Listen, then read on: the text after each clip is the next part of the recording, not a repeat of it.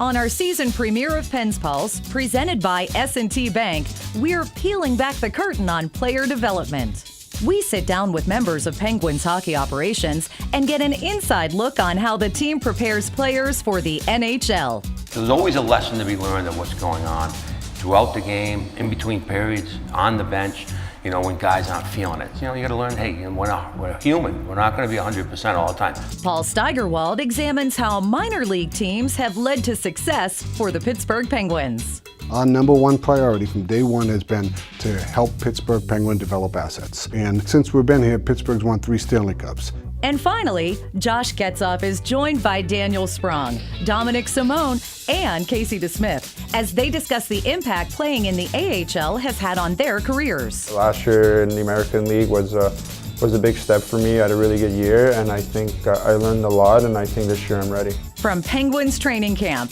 at the UPMC Lemieux Sports Complex, this is Penn's Pulse.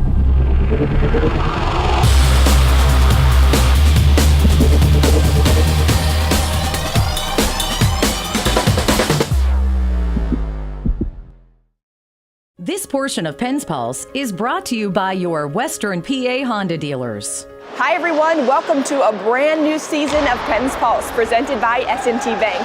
I'm Selena Pompiani. While 56 players have reported to Penguins training camp this month, not everyone behind me will make it to the Penguins NHL roster. That shouldn't discourage those who will find themselves in the Penguins development system, where many will eventually make it to the NHL and contribute to championship teams. Paul Steigerwald sat down with several members of hockey operations to see how they prepare these athletes. Scott Young, member of the 1991 Stanley Cup champions, is the director of player development with the Penguins. In his second full year with the team, Young brings a wealth of knowledge that is invaluable in developing the next generation of Penguin stars. Do you think that your credibility as a former NHL player and a guy that is in the U.S. Hockey Hall of Fame, and does that help you, do you think, when you're talking to players? You think they see you as a guy with some serious credibility? I think once they Google me, yeah, but they have to look it up because they probably don't remember, right? Then they say, oh, all right, geez, this guy was pretty good. Scott, how do you develop as a development coach? I mean, how do you get identified as that guy that can do what you're doing? I think it stemmed from the work that I did originally. I was working with young players as a head coach at St. Mark's. I was at Boston University working with players that were going on to the NHL. I'm out on the ice with those guys, working with them every morning. So that's kind of how it starts, and obviously your background in the NHL. So then, now I've got a year under my belt. I'm way more comfortable, just being around the organization here in Pittsburgh, in the locker room, with all the personnel, with all the scouts. It's a learning process going through the whole thing, and it's really been good, and I feel way more comfortable. Young is overseeing a development staff that includes a few familiar faces. Andy Chiodo, the second goalie the Penguins drafted at the 2003 draft, is now the goalie development coach. The left side to Sullivan, gets those wheels going and turns and shoots it. A great save by Chiodo. And Tom Kostopoulos, longtime captain of the Wilkes-Barre Scranton Penguins and current player development coach. I feel like the player development role is relatively new, but I think it's huge. I think it makes a big deal of difference. Creating relationships with their prospects and helping them develop into NHL players and good people. I got to go to the NHL draft. It was my first actual NHL draft I've ever been to. It was amazing to talk to the scouts and see what goes into the draft, how much time and energy they put into it. Just having conversations with the scouts, with the coaches, with management, to see what they're thinking, what they're doing, how they're helping the players and the teams. It's really been amazing so far, and I've kind of just started, so I imagine I'll learn a ton. I know that when they're traveling to watch kids in college and junior hockey and watching them and talking to them,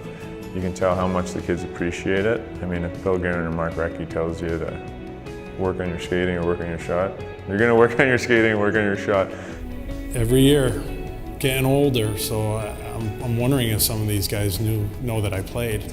I might have to go back on YouTube and check it out. We have the best amateur scouting staff in the league. I believe that with all my heart. They work tirelessly to do their due diligence, to watch the games, and they know these guys up and down before we draft them. Our goal is to give all these guys a chance to play. And we put our heart and our soul into this, and we We've been blessed with some really good young players that do the right thing, and they make us look good. Back over to Russ. Russ pulls wide on Schultz. Cuts in front. Shot and a save by Berube. The rebound's put in. Willie Guerin's there a lot. We try to have one of our development coaches there almost at all times. For myself as a general manager in Wilkes-Barre, I feel it's necessary for me to have a good finger on the pulse of what's going on there, a good relationship with our coaching staff, our training staff, and you know what, for the players to see that Pittsburgh is involved, that we know what's going on up here, and that when there's an opportunity, we're going to make the right call. And that call goes to Clark Donatelli. He's been the Wilkes-Barre Scranton head coach since 2015, and before that, spent 4 seasons with the Wheeling Nailers of the ECHL. Pittsburgh's a great organization where if you are accomplishing and doing your job and having success, you will get promoted. And that's just how it is, and that's how it's been for a long time. And we continue that culture. And we come in, you know, in the opening meeting, we say that we're going to need 2 or 3 guys, maybe 4 possible for last year for Pittsburgh to three-peat. There's going to be 3 or 4 guys coming out of this room that are going to be up there. Let's be mentally ready to go here right off the bat here. Have a real good first period. All right, here we go. Center of the night, Jake, huh? All right. Yeah. Make sure we're getting north, right? Neutral zone transition. Yeah. Gonna break away here. Did you sense when you were there that Jake Guentzel could be what he is? Yeah, I did. I knew. I mean, it's just a really good hockey player. And you saw it as it went on. And then he went up, he came back, he went up, he came back. And we knew it was just a matter of time that he was going to stick. He's just a tremendous player. Really dominated the American Hockey League. Dumo, same thing. With Dumo, spent 3.5 years and maybe 4 in Wilkes-Barre. It's not a rush, it's a progression. It's when you're ready to go and have success up there. So it might take you a few times to get there, but he's a perfect example. All right, guys, hey, good period there. Let's not get frustrated, okay? Big kill here to start, okay? Let's get 15 shots this second period. Let's win it. There we go, boys, come on. So there's always a lesson to be learned of what's going on throughout the game, in between periods, on the bench, you know, when guys aren't feeling it. You know, you got to learn, hey, we're human. We're not going to be 100% all the time. How do you learn to play? You know, get the puck in deep, simplify, get off the ice, make sure you're not extending your shifts. So there's all these other things that are going on that you have to be able to, and there's lessons to be learned in every single game, and we bring that out in the players. So yeah, we like to win. That's part of our culture, developing and winning. But there's also a lot of lessons in losing, and you know, but that winning culture definitely goes hand in hand. Coming up next on Penn's Pulse. You kind of fended for your own. There wasn't a lot of nurturing. There wasn't a lot of information. You would just kind of go out there, figure it out, and hopefully you make the NHL. This portion of Penn's Pulse is brought to you by Kent State University. Welcome back to Penn's Pulse, presented by S&T Bank. I'm Paul Steigerwald. For the last 20 years, the Pittsburgh Penguins have had one of the best player development records in all of pro sports. But for much of the first 30 years, that wasn't always the case. In fact, when Eddie Johnston became the coach in 1980, the Penguins farm system was virtually non-existent. That's not exactly what the very first GM of the Penguins, Jack Riley, envisioned for the team when he built it from scratch in 1967. And of course, you've got a top farm club in the American Hockey League and the Baltimore Clippers, and certainly this would indicate that you are looking to the future where development of younger players is concerned. Well, that's true. In the next few years, we'll get a good opportunity to draft from the best players in Canada, and we have a draft that is the same as football and baseball, whereby the team that finishes last, whether it be in the Eastern Division or the Western League, Western Division, has the first opportunity to draft the best player. So this will help the new clubs in the future. And that future had a rocky start. Between 1967 and 1980, the Penguins partnered with 6 different minor league clubs. While several players did make their way up and contribute to the NHL club, the Penguins' penchant for trading away high draft picks and those ever-present financial troubles in the 70s put their development system in dire straits by the time Eddie Johnston arrived in 1980. I came to training camp. Usually you have 40 or 50 guys that come in training camp. I had 21 guys, and everybody made the team. We had no minor league club when I came here. So that was one of my priorities when I became GM, and that was tough. But we made the playoffs that first year with 21 guys. EJ wasn't exaggerating on the Penguins' minor league situation. They partnered with the Binghamton Whalers, Hartford's AHL affiliate, and their only farmhand was forward Jim Hamilton. So when EJ became general manager, he began working on developing a farm system and retaining those high draft picks. They shared a farm team with the Boston Bruins in Erie, and then again in Baltimore, before partnering with the Muskegon Lumberjacks of the IHL. It was a Pittsburgh minor league team. Lou Angotti was coaching. 8 to 10 of us came down from Boston to start the year there, and it was an interesting experience. You kind of felt like you were on your own, but that's just the way it was. You know, that life wasn't fair back then, that you kind of fended for your own. There wasn't a lot of nurturing. There wasn't a lot of information. You didn't have a strength coach. You just kind of, you learned on the go. You learned, you know, you ask a lot of questions, or you just kind of looked around and find out, what do I have to do to be a pro here? There wasn't a lot of people trying to help you. You would just kind of go out there, figure it out, and hopefully you make the NHL. Bourque, along with several other players, would make their way to the NHL in the late 80s. In fact, their push for back-to-back Stanley Cups in 1992 was helped by the Muskegon line of Jock Callender, Dave Mikhailuk, and Mike Needham. Needham of the Penguins comes down. He's got room in the slot. He shoots a save, made rebound, gets it. He gets his first goal of the National Hockey League. Comes in the playoffs as Mike Needham cashes in, and the Penguins make it 2-1. Jock Callender, what a story that is. Jock Callender and Dave Mikhailuk will both be on the Stanley Cup. They came from Muskegon. Mike Needham also out there. These are guys that were in Muskegon and had no idea that they would get an opportunity to play for the Stanley Cup this year, and they did. So after sending their farmhands from Baltimore to Amarillo, Texas, and up to Syracuse with a handful of stops in between in their first 30 years of existence, the Penguins finally placed their first very own farm team 250 miles east of Pittsburgh in what was then New York Rangers and Philadelphia Flyers country. And the man who manages the franchise has been here since day one. The backstory on how the whole team started was there used to be 2 leagues, the American Hockey League and the International Hockey League. And we had our players, Craig Patrick was the GM at the time, and we put them up in Cleveland.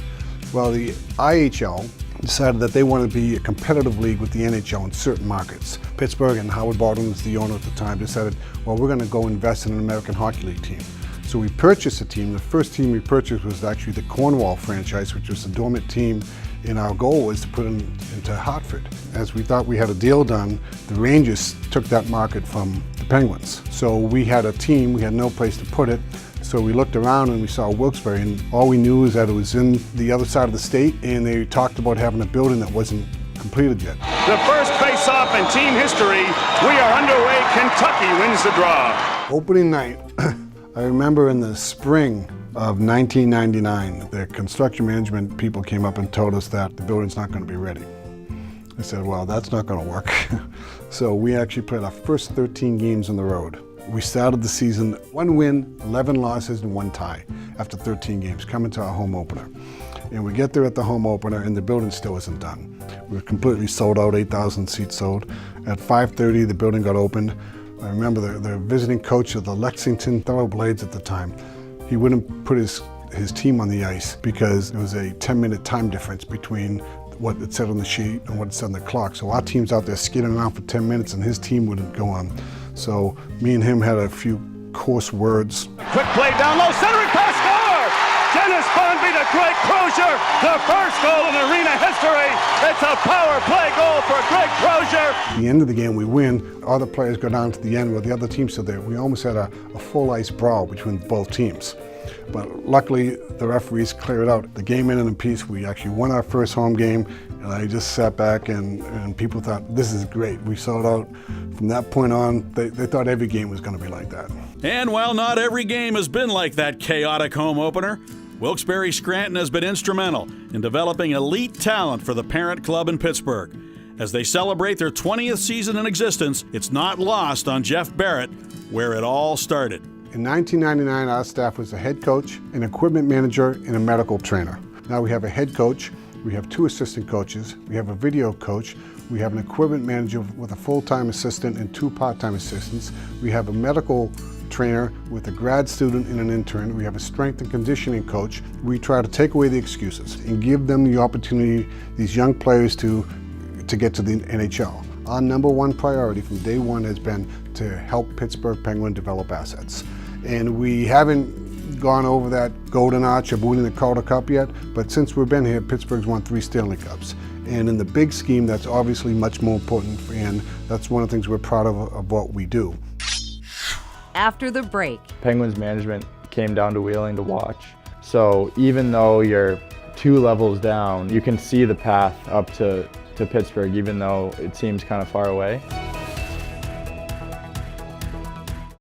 Welcome back into Pens Pulse, presented by S&T Bank. I am Josh Getzoff. As we continue our focus on player development, we recently had the opportunity to sit down with Daniel Sprong, Dominic Simone, and Casey DeSmith. 3 guys that have worked their way through the player development ranks for the Pens en route to seeing NHL action. Drop by Dumoulin, save made, rebound, score! First NHL goal for Dominic Simone. We are tied at 2. It was unbelievable. It was a great feeling. It was, can't even describe it, you know. It's like you play hockey since you're little to do that, and you finally do it. So it's like you're the happiest person in the world by far. For Dominic Simone, the path to that first NHL goal last winter started halfway around the world when the Penguins first noticed Simone playing on the Czech Republic national team. Pittsburgh ended up drafting him in the 5th round at the 2015 NHL draft. Billy G told me they saw me actually in Finland on Karjala too, so that's probably where Pens saw me first, and yeah, then I was lucky that they saw me on the World Championship too, and it was great coming over here. You know, it was like different. It was, you know, like beginnings when you go to like different country, different team. It was it's not like the easiest, but like you have a great group of guys here, and that helped me a lot. Porter onside, over to Simone, he fires, and he scores! There's that shot that we've come to know and love from Dominic Simone. He gives the Penguins a big insurance goal. It's the same organization, you know, you can see it like easily. It's like, same like on the ice, how they want you to play on the ice. Start in the gym and with the attitude and working ethic, you know, so yeah, you can see like they are paying attention to the same thing. So when you like transition from there here, it helps a lot. Also at the 2015 draft, the Penguins used their 2nd-round pick to select Daniel Sprong. A native of Amsterdam, Sprong's family relocated to Quebec when he was a child in order to help Daniel pursue his dream of playing in the NHL. My dad's like my best friend. He means everything for me. You know, I love him the most in the world, and he sacrificed a lot for me, and he gave me the opportunity to make something in my life. He sacrificed moving away from his hometown to give me the opportunity that only really the big countries get for a kid to play in the National Hockey League, and I guess he made the right choice, because here I'm standing today. Now on to Matt Cullen. He moves into the Ottawa zone to Sprong. Hey! Shoots and scores and gets his first NHL goal. Daniel Sprong of Amsterdam cashes in, and he is smiling like a butcher's dog. I'll never forget that goal against Ottawa, and Cully giving it to me, and then 2 years later Cully's back, and hopefully I could be a full-time player on this team. But I think when I made it out at 18, I think I was ready, but I think there was still a lot of maturing to do. I was still a young guy, and learning the off-ice aspect of it, how to be a pro every single day. And when I got sent down to juniors my first year, Recchi and Billy Guerin, when juniors came to visit me and watch my games there, and really work with me what they liked, what they didn't like. They know that in juniors I can get away with a lot more things that I can get away with at the pro level, of course. So they really focused in, even though I can get away with there, don't build those habits, because the next step that won't happen. And last year in the American League was a big step for me. I had a really good year, and I think I learned a lot, and I think this year I'm ready. Johnson onside with Sprong. Drop pass for Sprong. He'll fire, and he scores! Johnson to Sprong once again, and the Penguins lead 3-1 here with 4:16 left in the second. While Daniel Sprong knew at an early age he wanted to play in the NHL, goaltender Casey DeSmith took a little longer to decide. If I'm being honest, probably when I was about 17.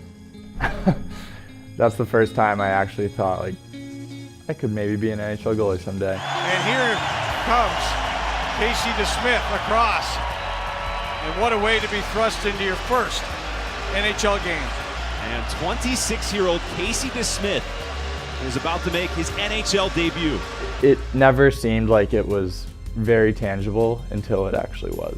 After 3 years playing at the University of New Hampshire, DeSmith signed with the Wheeling Nailers in the summer of 2015. and worked his way up the Penguins development system before making his NHL debut last season. For Brendan Gallagher, feed right down the middle, a chance for Byron, and he's robbed by DeSmith. What a stop, just 18 seconds in. Casey DeSmith right there. I worked with, obviously, Mike Buckley, especially for a goalie. It's a very tough league, the East Coast Hockey League. There's a lot of breakdowns. You have to make big saves down there, or else you're gonna let in a lot of goals, because it's not quite as structured as, say, the AHL and the NHL. Penguins management came down to Wheeling to watch games and such. So even though you're 2 levels down, you still feel like, you know, these people actually care about, you know, development, and you can see the path up to Pittsburgh, even though it seems kind of far away. I think that was pretty important, just feeling like you weren't kind of like an outcast, or, you know, it's not so far away that it's unreachable. That'll do it for this episode of Pens Pulse presented by S&T Bank. On behalf of Paul Steigerwald, Josh Getzoff, and the entire Penguins production crew, I'm Selena Pompiani, and thanks for watching. 1997-98, we're out in Pittsburgh, and I was the vice president of ticket sales for the Pittsburgh Penguins at the time, and I knew we were coming to Wilkes-Barre, and I asked Jack Kelly if I could get an opportunity to run the team, because I wanted to run my own team, and Pittsburgh was having a little financial difficulties at that time, so I was going back and forth. Well, we weren't paying our bills, and I had to get things going here, so I started putting things on my own credit card. Pittsburgh goes into bankruptcy, so I become a creditor. So it's not easy to tell your wife, and B, not easy to get out of. We knew the team was going to play here, so we started talking to people buying season tickets, and so we collected enough money that I was able to get out of my own debt. But then when Pittsburgh came out of bankruptcy, I remember writing Mario and Chuck Greenberger's attorney at the time a long letter saying, find a way to keep this team. It'll be the best thing we ever do as an organization. And luckily for us and for them that they did that.